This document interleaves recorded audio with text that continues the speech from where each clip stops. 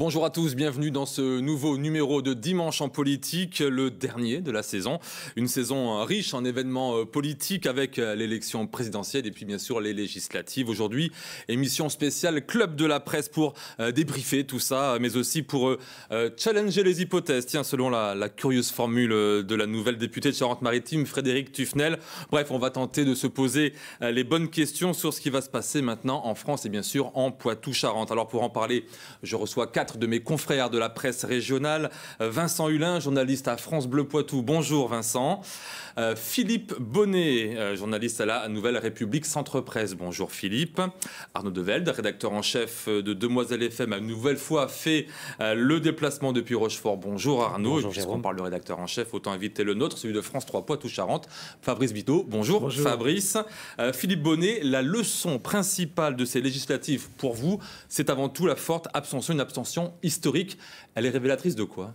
Elle est révélatrice du fait qu'en politique, désormais, les électeurs, ils vont voter au premier tour de l'élection présidentielle, où là, ils ont un vrai choix, ils font leur vrai choix politique. Et une fois que ce premier tour est passé, si c'est pas leur candidat ou leur candidate qui a été élu, eh ben, ils vont plus voter ensuite. Ça sert à rien après. Ouais. Et pour eux, ça sert à rien. On a désigné un président, c'est pas forcément mon choix, mais je vais laisser courir, quoi. Je pense que c'est ça. Vincent Hulin, même constat. Oui, pour avoir interrogé nos auditeurs, c'est ce qu'on nous disait, c'est-à-dire que à partir du moment où Emmanuel Macron était élu, c'était la suite logique, donc c'était même pas la peine de se déplacer. Emmanuel Macron a souvent dit devant nos micros et sur les plateaux télé que de toute façon les Français étaient suffisamment intelligents pour lui offrir une majorité, ce qui a été le cas, et donc c'était peut-être même pas la peine de se déplacer aux urnes. Arnaud Develde. Je trouve ça quand même très inquiétant, moi, pour la démocratie, de voir qu'on se désintéresse à ce point d'une élection qui est quand même majeure. Les législatives, c'est pas rien de former un Parlement.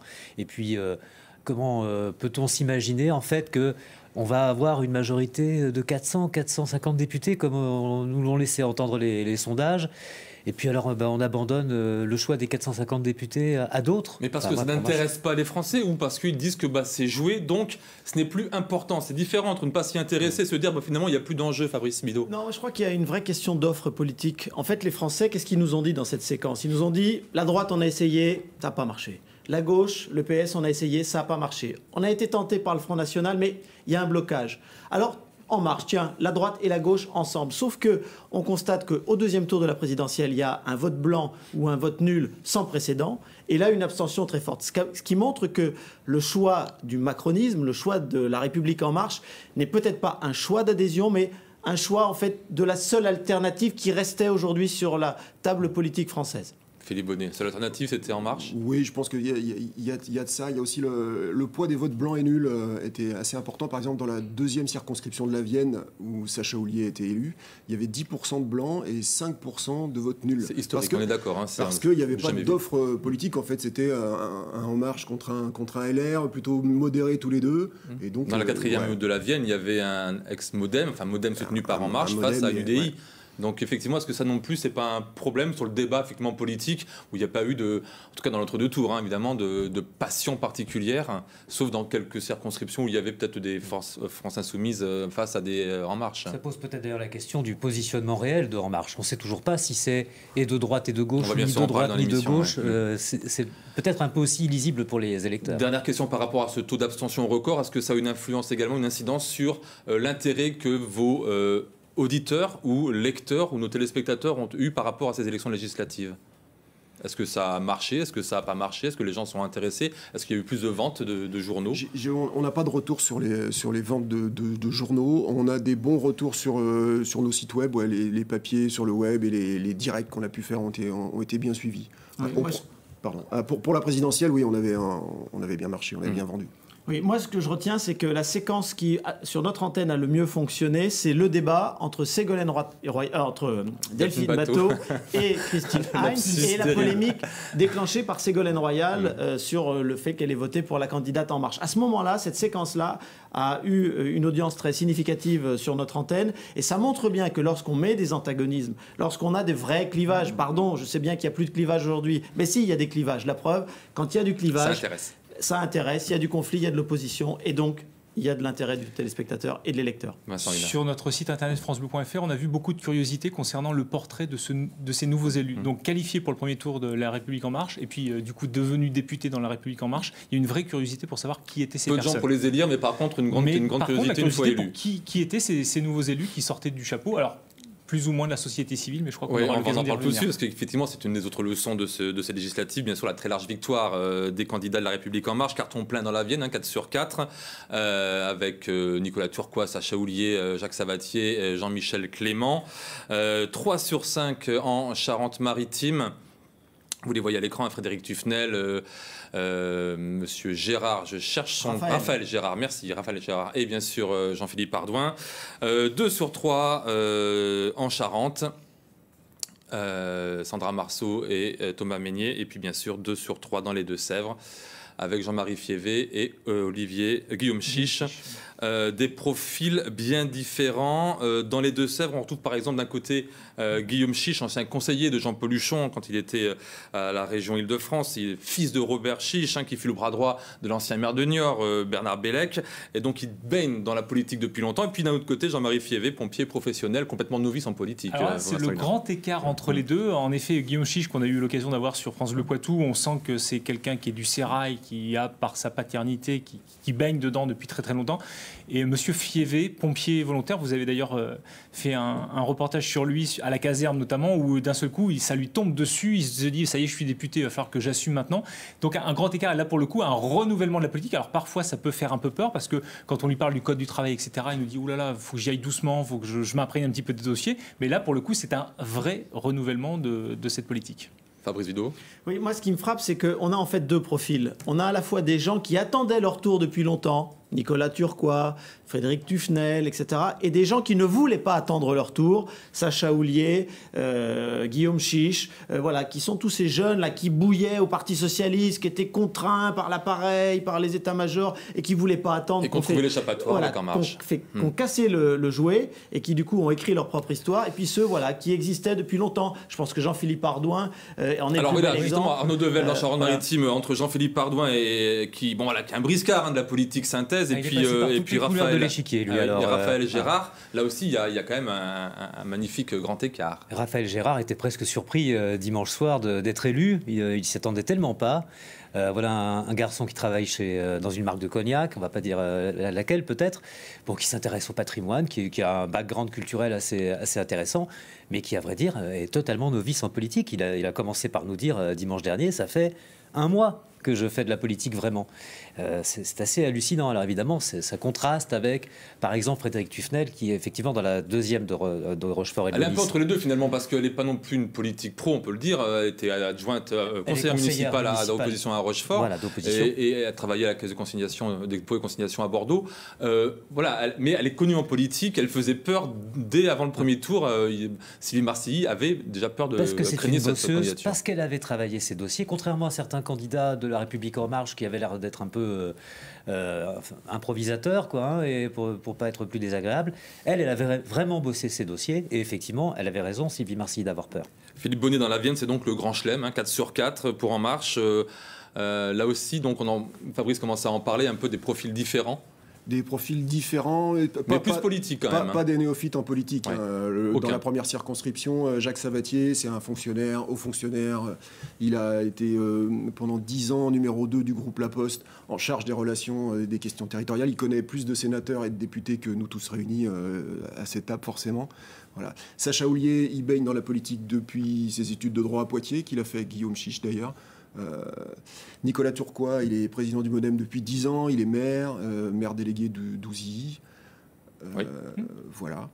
Oui, donc c'est pas la même chose que dans quelques-uns de En Marche qui sont vraiment des novices dans la Vienne. Et est-ce que c'est pour ça qu'il y a 4 sur 4 dans la Vienne? Est-ce que parce que les gens ont compris qu'ils étaient quand même compétents, on ne sait pas, mais en tout cas, ils savent ce que c'est que la politique et du coup, ça donne une légitimité supplémentaire quand on veut être député. Après, tous ont profité de la marque Macron.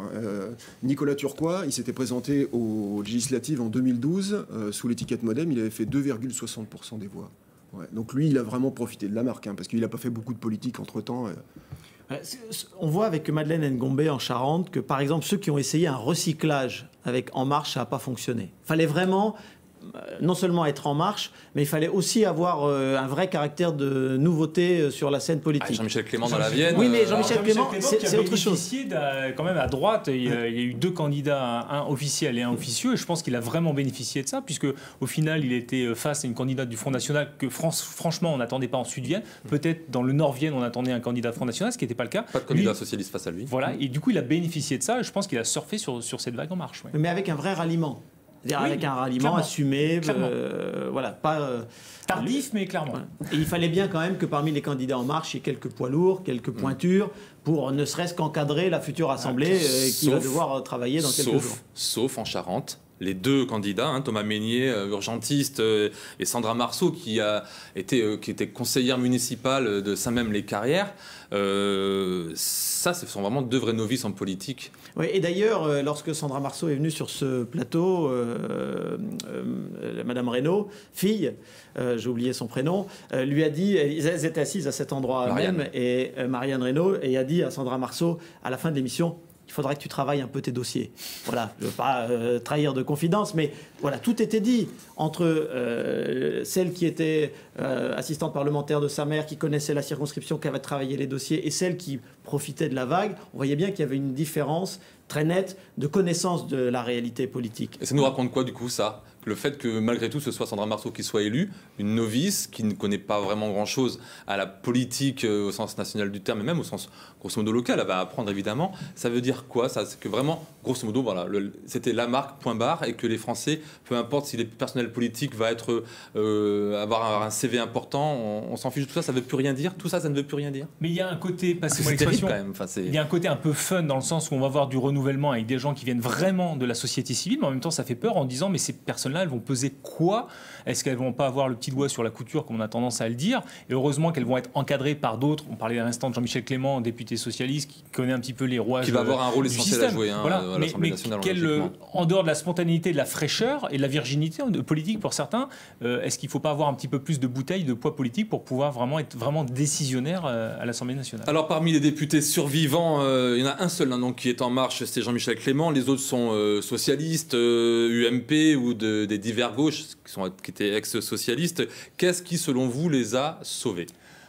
Alors je pense que dans les Deux-Sèvres, sur Delphine Batho, c'est vraiment l'ancrage local. Ça fait longtemps qu'elle laboure le territoire. Alors très sincèrement, j'aurais pas misé une petite pièce sur elle avant le premier tour où elle était en ballottage défavorable. Et finalement, elle a bien fait le job sur le second tour. Alors on peut peut-être évoquer aussi le fait que Ségolène Royal ait pris part pour son opposante. Ce que j'appelle la malédiction. Ah oui, finalement, c'est peut-être un cadeau empoisonné. En tout cas, elle s'en est très très bien sortie. Et je pense franchement que c'est son labourage territorial, le fait qu'elle soit connue, reconnue, qu'il l'a sauvée, mais franchement, elle s'en sort très très bien. Oui, Delphine puis on ne Batho. pourra pas lui reprocher d'avoir soutenu François Hollande. En plus. Voilà. Donc du coup, elle était épargnée de ce reproche. L'ancrage Charente-Maritime. territorial, c'est manifestement ce qui a sauvé Olivier Fahlorny. Sauvé. Le terme est un peu court parce que Il était en tête quand même au réélu premier avec tour. 69% des voix sur un secteur comme l'île de Ré qui a priori n'était quand même pas tout à fait favorable à un candidat même d'hiver gauche on va dire et qui avait été porté par l'île de Ré parce qu'il y avait Ségolène Royal. Encore la malédiction. Cette fois-ci, Olivier Fahlorny s'en est sorti tout seul. Pourquoi ? Parce qu'il a fait le job pendant 5 ans, qu'on l'a vu présider des commissions, qu'il a travaillé, qu'il a été un député de terrain et qui s'est intéressé aux gens manifestement. Le fait qu'il ait choisi aussi des sujets médiatisés, est-ce que c'est important ? On parle bien sûr concernant les prisons, les cellules islamistes dans les prisons. Est-ce que ça c'est... À l'évidence, on l'a vu quand même sur les écrans pendant 5 ans. Et d'ailleurs, il a... C'est une leçon à donner, un conseil à donner aux futurs députés. Montrez-vous à la télévision, faites des projets, des propositions de loi médiatisées. Ah, moi je suis persuadé, oui. Il a même un truc, Olivier Fahlorny, qui était formidable, c'est qu'il se débrouillait pour être systématiquement lors des questions au gouvernement dans le champ des caméras.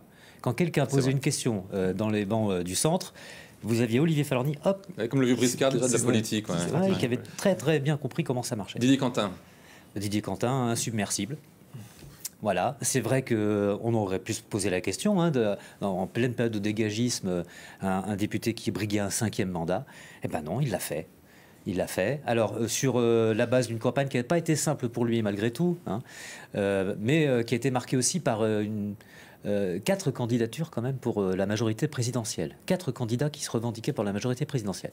Évidemment, ça aide un peu à se distinguer, tout en disant en plus qu'il était Macron compatible. Donc voilà, ça permettait de... Oui, et puis avec des circonstances quand même particulières. Il n'y avait pas de vrais candidats En Marche. On voit la polémique avec Gérard Pottenec et Christian Gérin. Bon, voilà, s'il y avait eu un vrai candidat En Marche, clair, net, précis, peut-être que les choses auraient été différentes. Parce que, bon, 70 ans, 5e mandat, il avait toutes les conditions pour être dégagé lui aussi. Voilà, et c'est pas le cas. Finalement, c'est un novice quand on voit Jérôme Lambert en Charente, 7e mandat. J'ai essayé de voir, je pense pas qu'il y ait des personnes qui étaient élues avant lui à l'Assemblée nationale aujourd'hui. Erreur de casting, là, je pense, erreur de casting d'En Marche. Là, pour le coup, on sent bien, alors j'imagine, hein, nous les journalistes, on imagine des scénarios, mais que dans l'accord tacite Ségolène Royal, Emmanuel Macron, il y a quelques royalistes qui se sont sauvés. On voit Elisabeth Borne qui aujourd'hui est ministre du gouvernement Philippe II.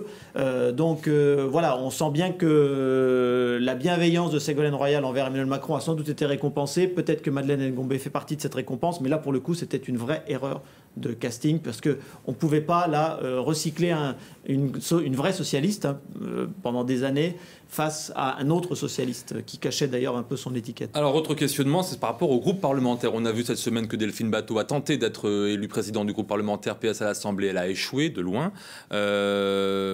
Quid d'Olivier Falorni et de Jérôme Lambert, puisqu'on en parlait justement, tiens. Bonne question. Olivier Falorni, officiellement, il a dit qu'il allait siéger dans les rangs de la majorité présidentielle, ce qui ne veut pas forcément dire qu'il va rejoindre les Républicains En Marche ou le MoDem. Il nous a toujours dit « je suis un homme libre et je vais sans doute rester libre ». Dans le groupe apparenté radicaux de gauche à l'Assemblée, pour le moment, il n'a pas dit qu'il serait dans le groupe En Marche, parce qu'il y aura un groupe En Marche. Et majorité présidentielle, ça veut dire quoi? Ça veut dire il y aura un groupe... Il peut être non inscrit. Avec peut-être des socialistes constructifs, on a l'impression que un groupe est en train de se créer. Je crois plutôt l'hypothèse non inscrit, effectivement, ce serait cohérent par rapport à son positionnement. Je ne le vois pas rejoindre... Il n'y aura pas de groupes radicaux de gauche, ils ne sont pas assez nombreux. Honnêtement, il y a 7 groupes aujourd'hui qui sont identifiés. Il n'est dans aucun des 7. Donc je pense que l'hypothèse d'un non-inscrit, lui, va bien. Ce qui est fou, parce que 7 groupes, c'est énorme par rapport à la 5e République. C'est la première fois depuis 58 qu'il y a autant de groupes parlementaires. Et pourtant, il ne parvient pas à trouver. Et Jérôme Lambert non plus Moi, je me demande quand même, au sein du groupe socialiste, je m'interroge. Voilà, parce qu'on n'arrive pas à savoir si Jérôme Lambert est toujours socialiste ou pas. Officiellement, il apparaît dans les listes comme candidat du Parti socialiste. Donc je ne sais pas. Honnêtement, il faut lui poser la question. Fabrice Vidot, la question aussi que vous vouliez poser, mais pas Jérôme Lambert, mais plutôt Emmanuel Macron et à son Premier ministre, c'est maintenant quelle politique adopter? Puisque vous en parlez tout à l'heure, il y a un peu un flou artistique, grosso modo, sur ce qui va se passer désormais. Est-ce que Emmanuel Macron et son Premier ministre, Édouard Philippe, vont adopter une politique de droite, une politique de gauche? Est-ce que c'est encore une question qui peut se poser? C'est ça le problème. Alors ça, c'est la question qui m'habite depuis le début de cette campagne présidentielle, depuis que le mouvement Macron est devenu ce qu'il est devenu. Effectivement, quelle est la politique? Parce qu'on a beau vouloir recomposer la vie politique, on peut recomposer les hommes, on peut recomposer les partis, mais à un moment donné, le curseur idéologique, lui, il se place. Est-ce qu'on est pour la répartition? Est-ce qu'on est au contraire pour que chacun conserve le maximum de ses revenus? Est-ce qu'on est pour la solidarité médicale? Est-ce qu'on est pour l'éducation nationale avec plus d'enfants, plus d'enseignants face aux enfants? Voilà. Il y a des vraies questions idéologiques et pour l'instant, on a un peu de mal, moi j'ai encore un peu de mal à positionner les choses. La seule chose qui semble apparaître quand même, c'est que Macron, c'est un libéral. C'est un libéral autant sur le plan sociétal que sur le plan économique. Donc ça va donner peut-être des mesures qui seront effectivement, apparemment, ou de droite ou de gauche. Mais j'ai du mal à comprendre. C'est-à-dire qu'on ne peut plus dire droite-gauche, mais on va dire libéral ou keynésien aujourd'hui, maintenant, c'est ça Progressiste, parce que c'est le mot qui revient à la mode. Après, ce qui va être intéressant, c'est que franchement, aujourd'hui, s'offre un boulevard à Emmanuel Macron sur le fait de pouvoir appliquer la politique qu'il a en tout cas anticipée et qu'il a donné à voir lors de l'élection présidentielle. Après, je me souviens surtout d'Olivier Chartier, le patron des Républicains dans la Vienne, qui lui disait « Ok, banco, maintenant qu'il est là, on y va. Allez, donnons-lui les moyens et voyons ce qu'il y a à faire. » Et donc, en beau perdant, ce que dit éliminé. Bateau aussi, grosso mais modo. Voilà, à partir de ce moment-là, allons-y, allez, ok, banco, on voit ce qu'il fait. All-in, comme on dit au poker. On voit ce qu'il fait et on lui donne les moyens d'y arriver. Et puis après, on en reparle dans 6 mois pour voir vraiment s'il a eu les moyens de le faire. Philippe Bonnet, il y a des résistances à gauche en tout cas, et là, la gauche veut dire quelque chose, c'est dans les villes. On voit la première des Deux-Sèvres, la première circonscription de Poitiers, où le candidat France Insoumise est arrivé au deuxième tour. Elle est arrivée au deuxième tour, elle a même fait 45% des voix sur Poitiers-Ville, sur la partie de la circonscription. Donc c'est peut-être là qu'on va le voir, le premier clivage, qu'on va savoir si Macron il est de droite ou de gauche, c'est avec les premières lois, la loi travail, quoi, avec les ordonnances et tout. On va assez vite savoir s'il y a plus de flexibilité que de sécurité. Et il y a une chose qui me frappe aussi, c'est qu'on a un gouvernement de techno. Voilà, il y a des gens qui sont comme Madame Belloubet, nouvelle ministre Garde des Sceaux, de la Justice. Voilà, Elisabeth Borne, présidente de la RATP. Voilà, on a des technocrates, des vrais, au sens noble du terme. Il n'y a rien de péjoratif dans mon esprit, mais on n'a pas d'idéologue. Il n'y a pas Martine Aubry au gouvernement, et même ceux qui sont issus des partis politiques, à part peut-être Bruno Le Maire. Mais le reste sont quand même des gens qui sont inspirés du service public, de la politique qui sert la population, et pas de gens qui sont positionnés idéologiquement très à droite ou très à gauche. Voilà. Si je me fais l'avocat du diable, certains diront que c'est un gouvernement aussi qui va diriger la France comme si la France était une entreprise. Est-ce que c'est quelque chose qui peut vraiment se faire et quels sont les risques dans ce cas-là? Est-ce que vous avez déjà vu une entreprise politique réussir, vraiment? Les élus qui vous disent « moi je vais diriger mon conseil municipal comme une entreprise », paf, ça capote tout de suite parce que on est face à une normalisation des lois, enfin des complexités d'organisation qui sont telles que c'est impossible de diriger un pays comme une entreprise. En revanche, moi je pense que si ce gouvernement techno est en place, c'est parce que c'est un gouvernement de crise en réalité et que Macron a décidé qu'il fallait mettre des gens compétents pour aller vite et fort dans les premiers mois sans doute du quinquennat. Oui, il faut être vigilant pendant l'été parce qu'il va y avoir plein de choses qui vont se passer au niveau politique, au niveau gouvernemental. Lisez le journal officiel tous les jours pendant juillet-août. Question très importante dans l'équilibre des forces politiques. Que va-t-il se passer dans les collectivités territoriales comme les conseils départementaux, les conseils régionaux ou les communautés de communes? Dans le canard enchaîné de cette semaine, on apprend par exemple que Jean-Pierre Raffarin a conseillé à Franck Riester et Thierry Solère de ne pas s'arrêter à la création d'un groupe parlementaire des Républicains dit constructif et UDI, mais de généraliser leur sécession dans les collectivités territoriales, les associations d'élus, parmi lesquelles d'ailleurs il y a les maires de France, plus gros pourvoyeurs de voix lors des sénatoriales. Et je rappelle que les sénatoriales, c'est le 24 septembre prochain. Qu'en pensez-vous? Moi, je pense que le vrai enjeu, c'est la région aujourd'hui. Je pense que les exécutifs municipaux et départementaux sont stables. Ils ont été élus en général sur 2 listes face à face, une liste de gauche, une liste de droite. Au département, c'est à peu près le même scénario. En revanche, à la région, là, on a un grand spectre politique. On a 183 élus au conseil régional.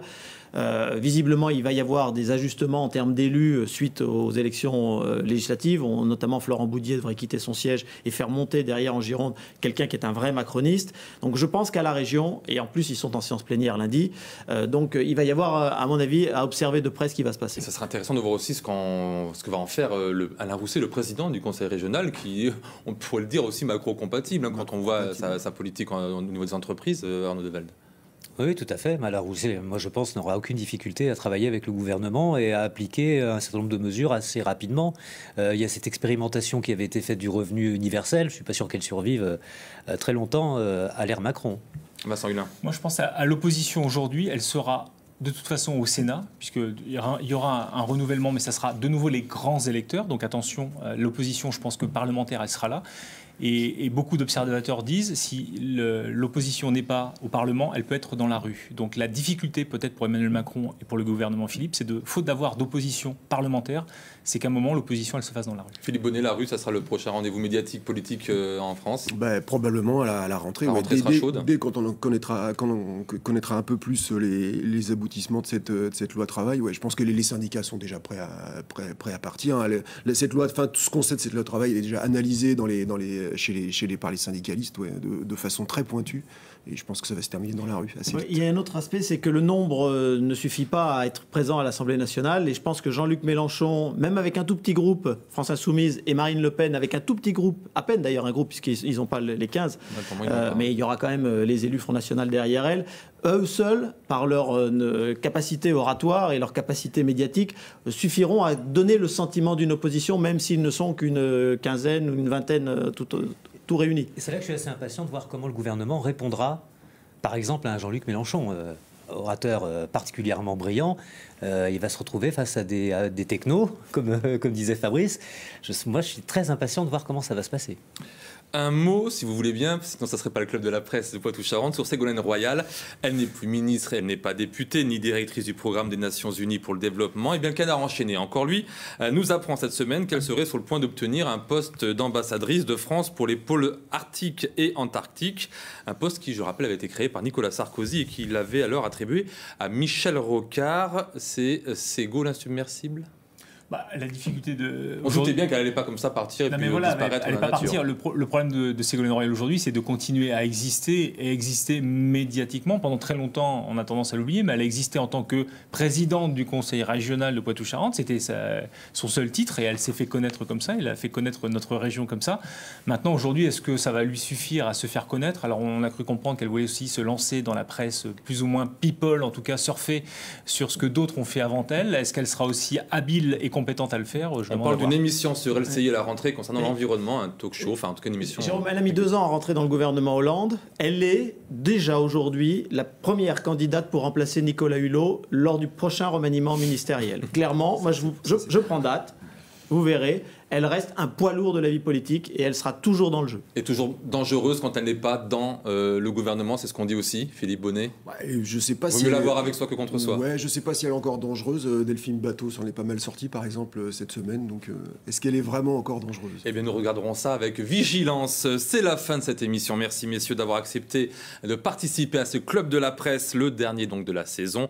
Pour voir ou revoir ce numéro de Dimanche en politique, n'hésitez pas à vous rendre sur notre site internet. On se retrouve, nous, le 17 septembre pour une nouvelle saison politique passionnante. Pour l'heure, place au journal de la mi-journée présenté par Florent Loiseau. Excellent dimanche à toutes et à tous.